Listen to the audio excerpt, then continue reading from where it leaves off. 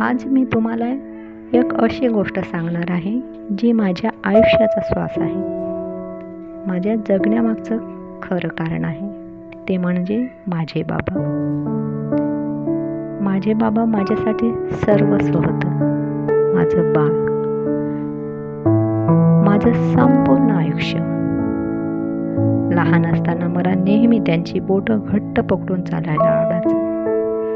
त्यांनी कधी माझ्या अंगावर एक थेंबही येऊ दिला नाही. शाळेत न्यायचे, रात्री झोपायला गोष्टी सांगायचे आणि प्रत्येक लढाईत माझा पहिला सैनिक ते माझे बाबा. बाबा म्हणजे माझ्या आयुष्यातला देवच जणू होते. त्यांचं प्रेम, त्यांची शिस्त आणि त्यांचं मौन सुद्धा कितीतरी बोलकं होतं. मला आजही आठवते, मी जेव्हा रडायचे तेव्हा ते काहीच न बोलता माझ्या डोक्यावरून हात फिरवायचे आणि सगळं शांत होऊन जायचं. आयुष्यात एक एक संकट आलं, पण माझे बाबा नेहमी माझ्या पाठीशी उभे राहिले. समाज, नातेवाईक सगळ्यांनी दूर केलं, पण त्यांनी मला घट्ट जवळ केलं.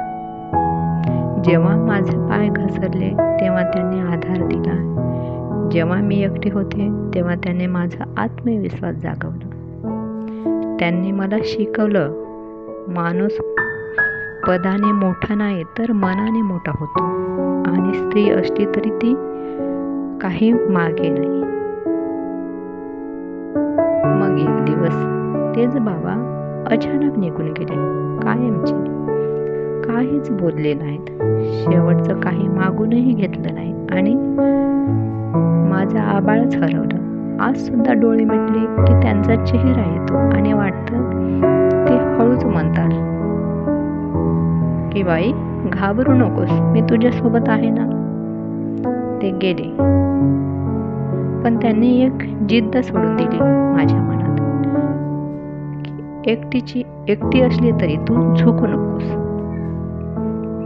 आज मी जे काय करते, हा आवाज, ही ताकद, हे विचार सगळं त्यांचा संस्कार आहे. त्यांच्या संस्काराचे फळ आहे.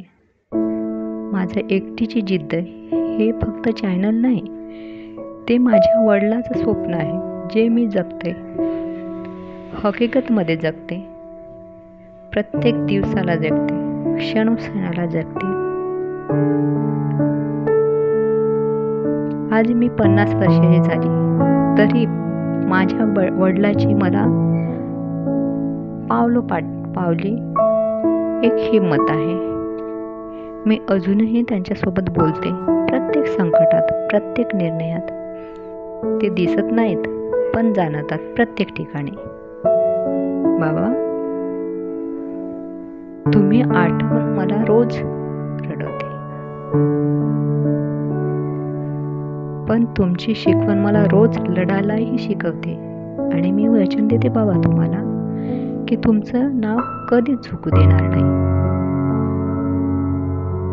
तुमच्याही आयुष्यात असे बाबा असतील, त्यांच्याबद्दल काही आठवणी असतील तर आज त्यांना एकदा नक्की आठवा आणि कमेंटमध्ये लिहा की माझे बाबा माझं सर्वस्व, आणि त्यांच्या आठवणी जिवंत ठेवा.